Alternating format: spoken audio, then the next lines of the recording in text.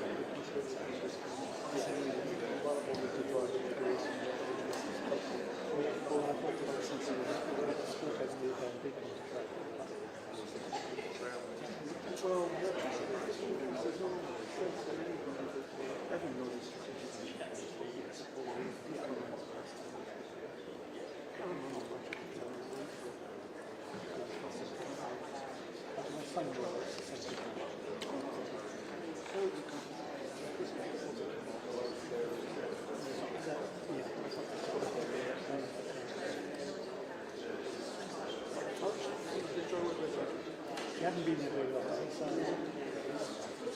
tried to teach him. They worked very closely.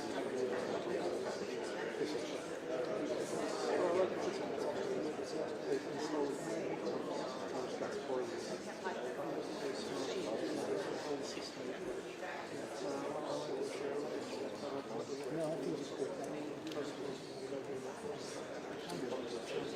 Turned around, it's quite well.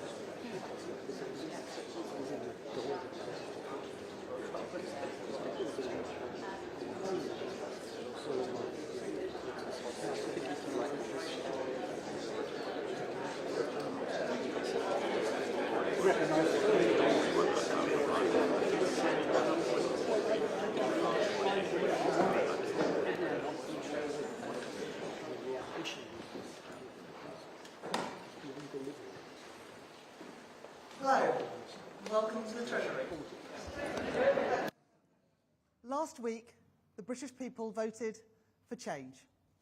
And over the last 72 hours, I have begun the work necessary to deliver on that mandate. Our manifesto was clear. Sustained economic growth is the only route to the improved prosperity that our country needs and to improve the living standards of working people. Where previous governments have been unwilling to take the difficult decisions to deliver growth or have waited too long to act, I will not hesitate. Growth was the Labour Party's mission in opposition. It is now our national mission. There is no time to waste. This morning, I want to outline the first steps that this new Labour government has taken to fix the foundations of our economy, so we can rebuild Britain and make every part of our country better off. But first, let me address the inheritance. I have repeatedly warned that whoever won the general election would inherit the worst set of circumstances since the Second World War. What I have seen in the past 72 hours has only confirmed that. Our economy has been held back by decisions deferred and decisions ducked. Political self-interest put ahead of the national interest. A government that put party first and country second. We face the legacy of 14 years of chaos and economic irresponsibility. That is why, over the weekend, I instructed Treasury officials to provide an assessment of the state of our spending inheritance so that I can understand the full scale of the challenge, and I will present this to Parliament before the summer recess. This will be separate from a budget that will be held later this year, and I will confirm the date of that budget alongside a forecast from the Office for Budget Responsibility in due course. All governments face difficult decisions. I will not shrink from those choices. Those choices are made harder, however, by the absence of the economic growth necessary, not only to balance the books, but also to improve living standards. New Treasury analysis that I requested at the weekend shows that had the UK economy grown at just the average rate of other OECD economies this last 14 years, our economy today would be over £140 billion larger. This could have brought in an additional £58 billion in tax revenues in the last year alone.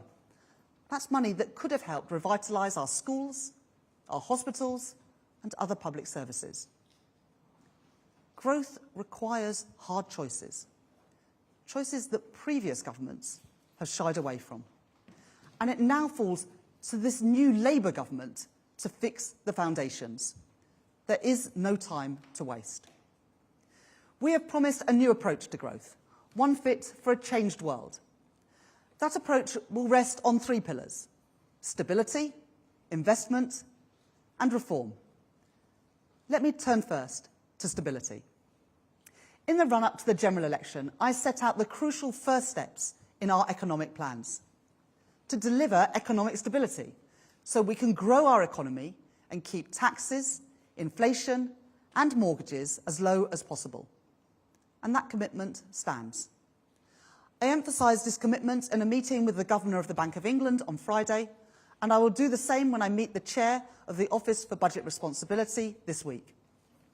These institutions are guarantors of our economic stability, and I will not be playing games at their expense. Over the weekend, I made clear to Treasury officials that the manifesto commitments that we were elected on will be kept to and they will be delivered on. That includes robust fiscal rules. And it includes our commitments to no increases in national insurance and the basic higher or additional rates of income tax or VAT. Now, I know that there are some who will argue that the time for caution is past, who hold that the platform on which we were elected, the platform that the British people voted for last week, can now be swiftly forgotten, that we can toss aside those fiscal rules or renege on our tax pledges, that a large majority in Parliament means we have the licence to row back on the principles of sound money and economic responsibility. I know that many of you aren't used to hearing this after recent years, But I believe that the promises that a party is elected on should be delivered on in government, and we will do so. We do not take lightly the trust of voters who have been burned too often by incompetence, irresponsibility, and recklessness. And to investors and businesses who have spent 14 years doubting whether Britain is a safe place to invest. And let me tell you, after 14 years, Britain has a stable government, a government that respects business, wants to partner with business, and is open for business. In an uncertain world, Britain is a place to do business. Let me turn to how we will unlock that private investment that we so desperately need. Before the election, I announced Labour's plans to launch a new national wealth fund with a remit to invest, and so to catalyse private sector investment in new and in growing industries. And in March, the former Governor of the Bank of England, Mark Carney, agreed to lead a task force on the establishment of a new national wealth fund. I can tell you today that I have received the report from that task force, and I will be announcing the next steps in short order. Alongside investment must come reform. Because the question is not whether we want growth, but how strong is our resolve? How prepared are we to make the hard choices and face down the vested interests? How willing even to risk short-term political pain to fix Britain's foundations? The story of the last 14 years has been a refusal to confront the tough and the responsible decisions that are demanded. This government will be different. And there is no time to waste. Nowhere is decisive reform needed more urgently than in the case of our planning system. Planning reform has become a byword for political timidity in the face of vested interests and a graveyard of economic ambition. Our antiquated planning system leaves too many important projects tied up for years and years in red tape before shovels even get in the ground. We promised to put planning reform at the centre of our political argument, and we did. We said we would grasp the nettle of planning reform, and we are doing so. Today, I can tell you that that work is underway. Over the weekend, I met with the Prime Minister and the Deputy Prime Minister to agree the urgent action needed to fix our planning system. Today, alongside the Deputy Prime Minister, I am taking immediate action to deliver this Labour government's mission to kickstart economic growth and to take the urgent steps necessary to build the infrastructure that we need, including 1.5 million homes in the next 5 years. The system needs a new signal. This is that signal. First, we will reform the National Planning Policy Framework, consulting on a new growth-focused approach to the planning system before the end of the month, including restoring mandatory housing targets. And as of today, we are ending the absurd ban on new onshore wind in England. We will also go further and consult on bringing onshore wind back into the nationally significant infrastructure projects regime, meaning decisions on large developments will be taken nationally, not locally. Second, we will give priority to energy projects in the system to ensure that they make swift progress. And we will build on the spatial plan for energy by expanding this to other infrastructure sectors. Third, we will create a new task force to accelerate stalled housing sites in our country, beginning with Liverpool Central Docks, Worcester Parkway, North Stowe and Langley Sutton Coalfield, representing more than 14,000 homes. Fourth, we will also support local authorities with 300 additional planning officers across the country. Fifth, if we are to put growth at the centre of our planning system, that means changes not only to the system itself, but to the way that ministers use our powers for direct intervention. The Deputy Prime Minister has said that when she intervenes in the economic planning system, the benefit of development will be a central consideration, that she will not hesitate to review an application where the potential gain for the regional and national economies warrant it. And I welcome her decision to recover 2 planning appeals already for data centres in Buckinghamshire and in Hertfordshire. To facilitate this new approach, the Deputy Prime Minister will also write to local mayors and to the Office for Investment to ensure that any investment opportunity with important planning considerations that comes across their desks is brought to her attention and also to mine. The Deputy Prime Minister will also write to local planning authorities alongside the National Planning Policy Framework consultation, making clear what will now be expected of them, including universal coverage of local plans and reviews of greenbelt boundaries. These will prioritise brownfield and grey-belt land for development to meet housing targets where needed. And our golden rules will make sure that the development this frees up will allow us to deliver the thousands of affordable homes too, including more for social rent. Sixth, as well as unlocking new housing, we will also reform the planning system to deliver the infrastructure that our country needs. Together, in these early days of this new Labour government, we will ask the Secretary of State for Transport and the Secretary of State for Energy Security and Net Zero to prioritise decisions on infrastructure projects that have been sitting unresolved for far too long. And finally, we will set out new policy intentions for critical infrastructure in the coming months, ahead of updating relevant national policy statements within the year. I know that there will be opposition to this. I'm not naive to that. And we must acknowledge that trade-offs always exist. Any development may have environmental consequences, place pressure on services, and rouse voices of local opposition. But we will not succumb to a status quo which responds to the existence of trade-offs by always saying no, and relegates the national interest below other priorities. This Labour government has been elected on a mandate to get things done, to get Britain building again. We will make those tough decisions to realise that mandate. With these steps, we have done more to unblock the planning system in the past 72 hours than the last government did in 14 years. Be in no doubt, we are going to get Britain building again. We are going to get Britain's economy growing again, and there is no time to waste. We will end the prevarication and make the necessary choices to fix the foundations. We will introduce a modern industrial strategy to create good work and drive investment in all of our communities. We will reform our skills system for a changing world of work. We will tackle economic inactivity and get people back to work. We will take on the hard work of reforming our public services to make them fit for the future.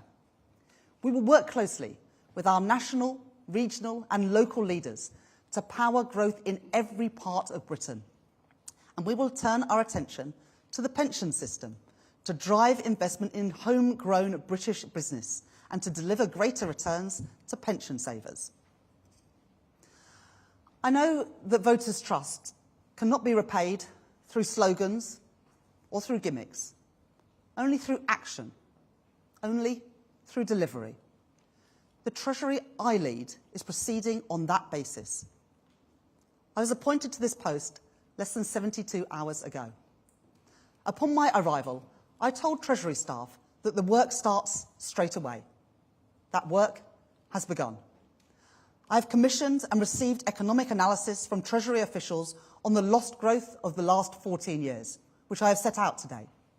I have instructed Treasury officials to prepare an assessment of the state of our spending inheritance to be presented to Parliament before the summer recess. I have started work with the Prime Minister to make the necessary preparations for the establishment of a growth mission board, and that board will meet before the end of this month, focused squarely on reviving our country's economic growth and prosperity.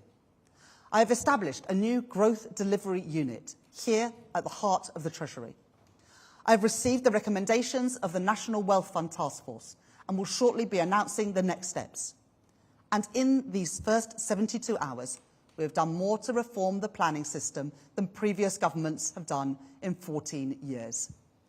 There is much more to do. More tough decisions to be taken. You have put your trust in us, and we will repay that trust. The work towards a decade of national renewal has begun. There is no time to waste, and we are just getting started. Thank you very much.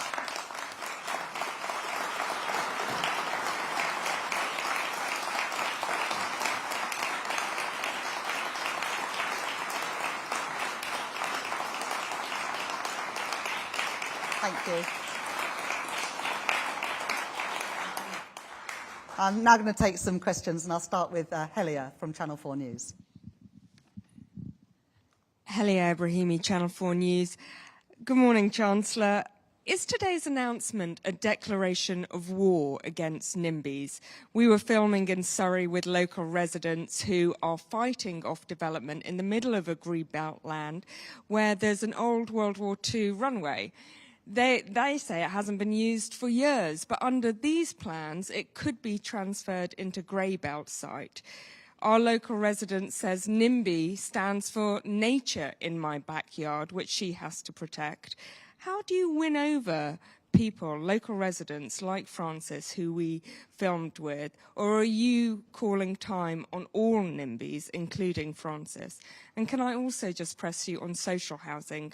You must be aware that there is a deep problem with social housing, which goes way beyond affordable housing. Affordable housing is just 80% of market rent. So many people cannot afford that. How are you going to press developers? And how much of this planning revolution will include social housing? Well, thank you very much for your questions, Helia. First of all, it will still be in the first instance up to local communities and local authorities to decide where housing is built. But we will bring back those mandatory housing targets. So the answer cannot always be no. So it'll be up to local communities to decide where the housing is built, but it has to be built. If the answer is always no, we'll continue as we are. And continuing as we are means living standards continuing to decline, and it means public services continuing to deteriorate. I'm not willing to accept that status quo, and so we've got to get Britain building, and we've got to ensure that families can get on the housing ladder, because it links to the second part of your question. For how home ownership is going backwards. It's gone backwards in the last few years. Britain today has got lower home ownership than it should do. And the Labour Party and this Labour government want to be the party of home ownership. But we also know that affordable housing, including housing for social rent, as I said in the speech, is an important part of the mix. And included in the 1.5 million homes will be, and the Deputy Prime Minister will set this out, will include affordable homes, and it will include socially rented homes. But also, for those who are in the private rented sector, we are also going to reform the rules around that, so that we will finally get rid of no-fault evictions to help those who are not fortunate enough to either own their own home or have social housing. So we will make those changes as well. Next question is from Faisal Islam at the BBC. Welcome, Chancellor the Exchequer. Do you consider yourself to be a YIMBY? Yes, in my backyard. And then, in terms of both the house building and the green infrastructure investment, in history, we've only had this level of house building when the state has been involved. And around the world, the examples which you know of green infrastructure investment have co-invested with the public sector. Are you relying too much on the people behind me from the private sector to deliver this revolution? Will net investment still go down under your leadership at the Treasury? Yeah, first of all, I do support development, and I think as a constituency MP, I've done just that. We need the private sector to build homes. We're not going to be in the business of building those homes directly. We need the construction sector, the house building sector to build those homes. And we have announced today, the Deputy Prime Minister and myself, some homes that have been stalled that will now go forward. We've also committed to look at those stalled sites, those wider number of stalled sites, to see what housing we can take forward. But we're not going to let people off the hook. We want affordable housing. And we want housing for social rent as well, and that's an important part of the mix. So this is not a green light for any type of housing. We want, and I said in the speech that the Deputy Prime Minister will take an interventionist approach to make sure that we've got the housing mix that our country needs, that our people need. Next question is from Ed Conway at Sky News. Thank you. Chancellor, Congratulations. It's a watershed moment here, the first female Chancellor, the first Labour Chancellor also in 14 years. But dare I say, not the first Chancellor who has promised economic growth. And perhaps every previous holder of your office has come into office saying that there will be economic growth.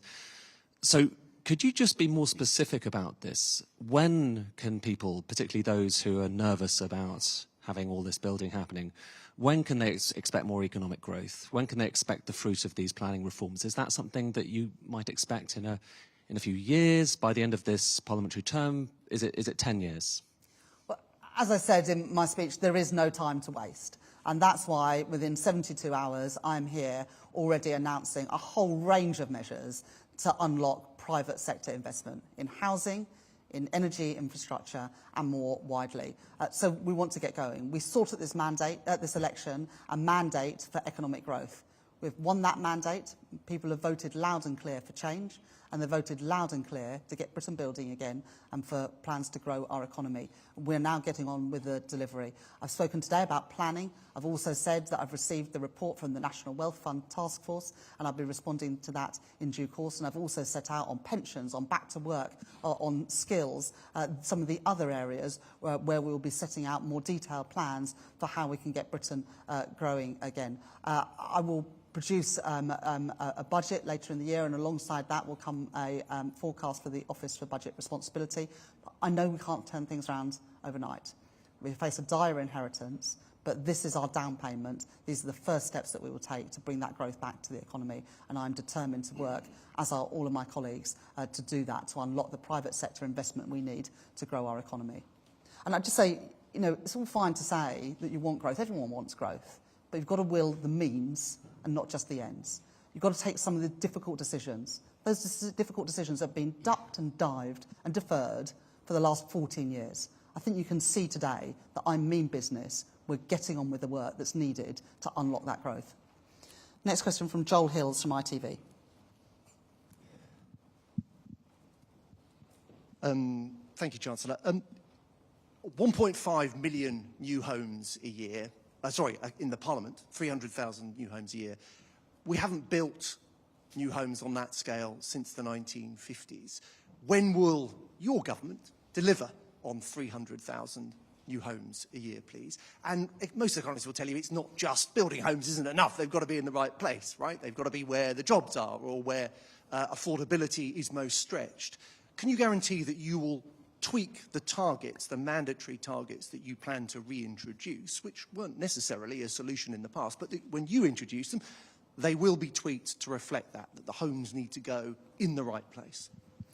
Well, I announced today the unlocking of house building, 14,000 new homes in a variety of places, in Worcester, in Sutton Coldfield, and in Liverpool, for example. So, you know, you can see that this is not just growth and homes in one part of the country, that is geographically spread. We've committed to 1.5 million homes by the end of the Parliament. As I said, we're not in the business of reneging on our manifesto commitments. We've received that strong mandate. We're going to deliver on that mandate. Of course, we have to ramp up those homes over time. Can't build homes overnight, but that's why we've set out today the initial steps we're going to take to unlock that private sector investment to build those homes. I don't think anyone can be in any doubt about the seriousness of our intent when it comes to either house building or other infrastructure investment.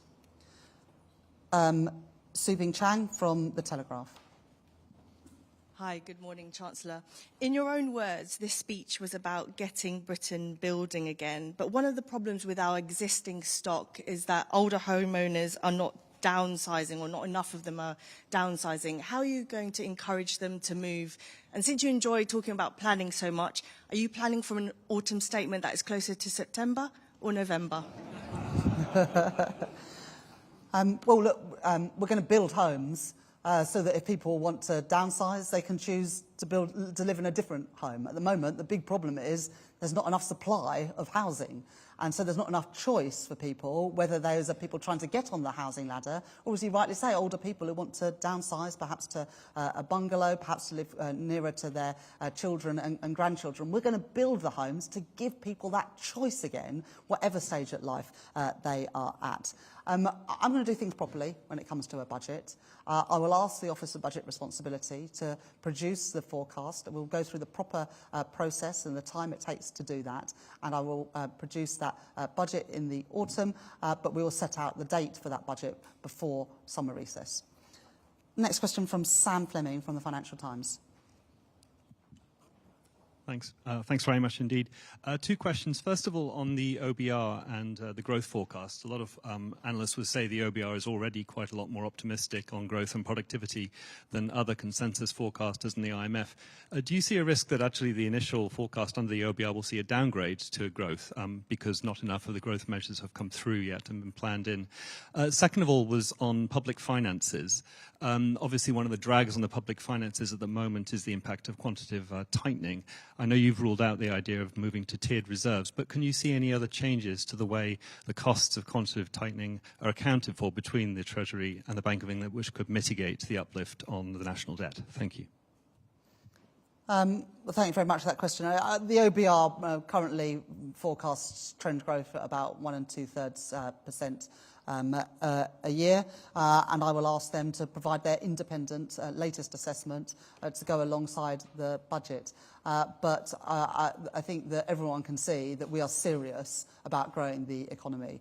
The planning reforms that I've announced today will take place and will happen shortly.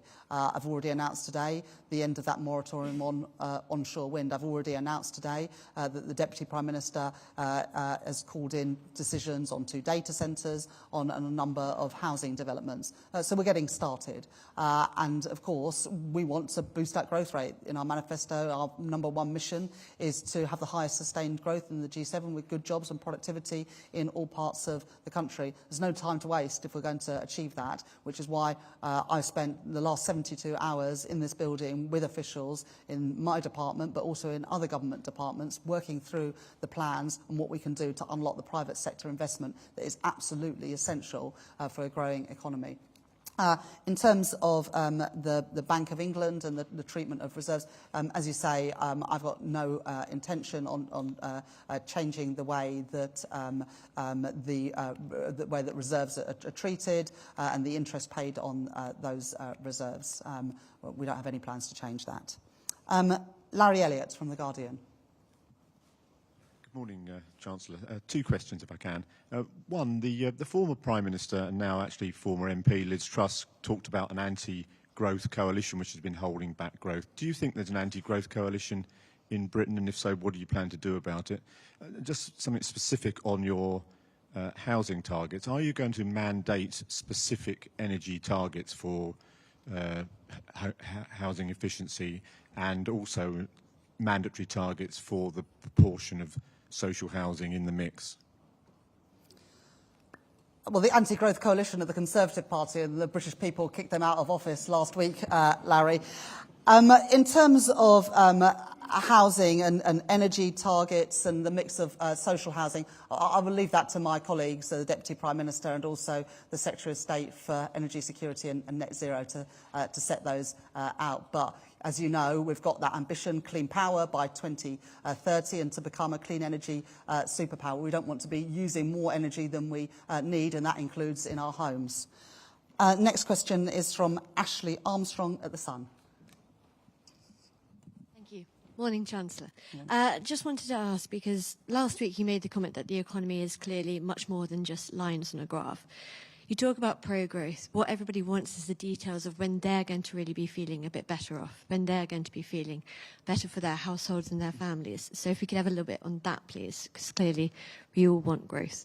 And the second point was also you speak about kind of making the UK the place for investment. We all know that the London Stock Exchange has been having a drought of listings, companies leaving for other places as well. The Tories considered a British ISA. Will you be considering something along those lines, or do you also agree that was more of the gimmick and more needs to be done? Thank you. Thanks very much for those questions, Ashley. Yeah, I mean, economic growth is about more than lines on a graph. This is about whether working people feel better off, whether our high streets and town centres are revived, whether there are good jobs paying decent wages in more parts of the country.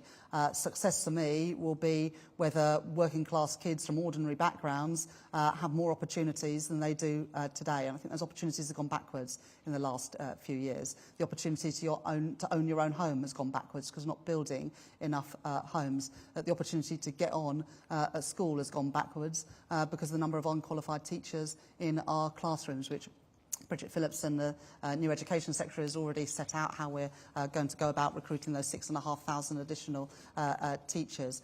We're going to reform our business rate system to make it easier for small businesses and high streets. We're going to deliver on those commitments in our manifesto to make working people better off. And we're starting today with the announcements about how we can ensure more people can get on the housing ladder and more people can have a home of their own, whether that is to buy or for social rent. And that is one of the key determinants of whether people feel better off and whether they have a good standard of living. I want Britain to be a great place to do investments. I know that many businesses have looked at Britain these last few years and have doubted whether we are a safe haven for investment.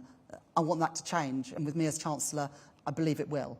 I want people, when they look around the world, to see Britain as a place that they can see a stable government with serious plans to grow the economy, a government that is pro-business and pro-growth, so that we can drive that private sector investment that is crucial if we're going to have those good jobs in all parts of the country, good jobs paying decent wages, and I want to work in partnership with business, as I did when I was Shadow Chancellor, but now in this privileged position of being Chancellor of the Exchequer, to work in partnership with business to ensure that those opportunities exist for families, for young people all around our country. Final question from Jack Barnett from The Times. Morning, Chancellor, and congratulations. We've obviously spoken quite a lot about growth today, less so about the constraints on the public finances. The government's going to be receiving the public sector pay recommendations quite soon. I was just wondering whether or not the government is going to be able to match those in full, given the fact that the public finances at the moment are fairly strained. You're right, Jack, that I've used this first opportunity to give a speech to talk about economic growth. That's because it's the #1 mission of this incoming Labour government to grow our economy and bring good jobs and productivity growth to all parts of the country. And I wanted to start, like I mean to go on, as a pro-growth Chancellor with serious plans to unlock that business investment that is needed to realise our ambitions.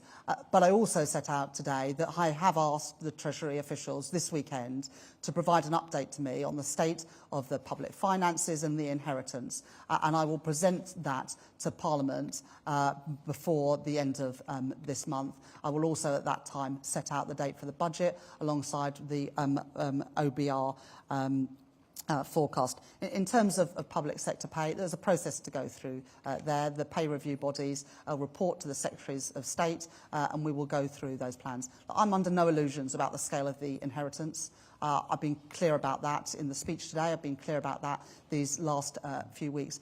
Difficult decisions for this incoming Labour government because of the mess left by our predecessors. But we will begin to turn things around, and central to turning things around is growing the economy, because as the Treasury analysis that was presented to me this weekend shows, if the economy had grown at the average rate of OECD economies these last 14 years, our economy today would be £140 billion bigger, with £58 billion more for public services. So that's why growth is so crucial, not just for driving up living standards, but also for having the money for public services. You're very keen. Would you like to ask a question?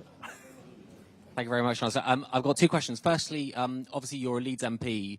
You just got elected on a massive mandate for change. Will the people of Yorkshire get HS2 or not? And secondly, a question on leasehold. I must declare an interest as a leaseholder, but a question on leasehold. Will Labour take on Labour councils who are also freeholders for ex-council flats? And will they imply the same new rules to leaseholders as you're promising for private freeholders?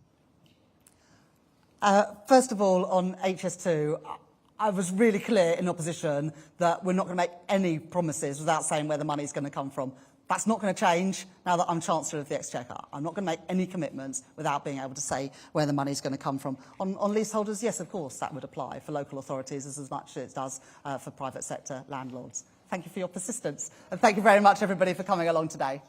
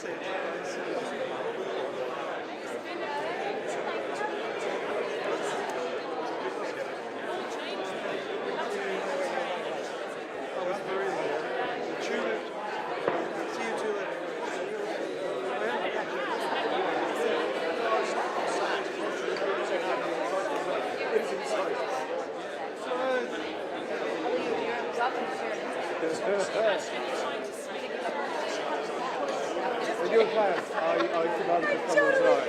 We are very happy to consider all alternatives. Not like it.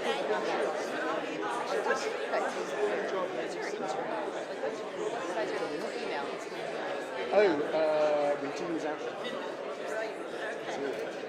We do, so I checked about this. I think we have done that phase 2 in the past.